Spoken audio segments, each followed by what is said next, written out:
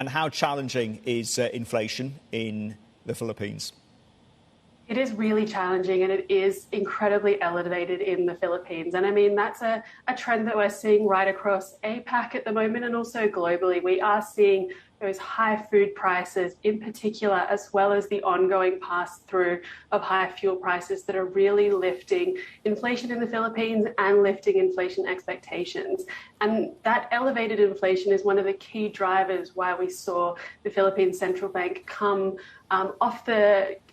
deliver that off-cycle move 2 weeks ago with that 75 basis point hike to try and rein in the inflation, but also rein in those higher inflation expectations, which they're really wanting to bring under control to prevent runaway inflation.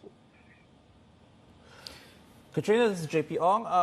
When we look at inflation, it seems that the BSP, and especially the new Bangko Sentral Governor Felipe Medalla, he has not wasted time. He did enact that 75 basis point off-cycle rate hike at that as well. But again, as you mentioned, it's rather entrenched, and a lot of the drivers seem to be out of their control, especially when you look at fuel being a huge import item and also a big reason for costs for many businesses and individuals in the Philippines.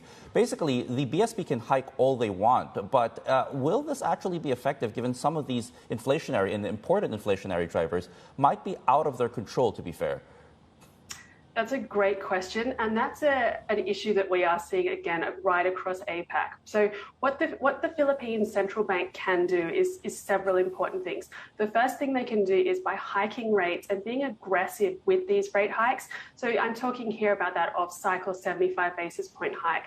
It surprised markets, and what that does is really start to make decent headway trying to anchor inflation expectations, because it's telling markets, look, we're serious about wanting to bring down inflation. And also these surprise aggressive moves also help to shore up the currency as well. I mean, we've seen that the peso has come under really significant pressure as the Fed has moved quite aggressively with their rate hike cycle. And so if the central bank in Philippines is able to move aggressively, that helps the currency, and that also helps to temper imported inflation, which has been a rising issue in the Philippines as that currency has fallen about 10% year to date against the greenback.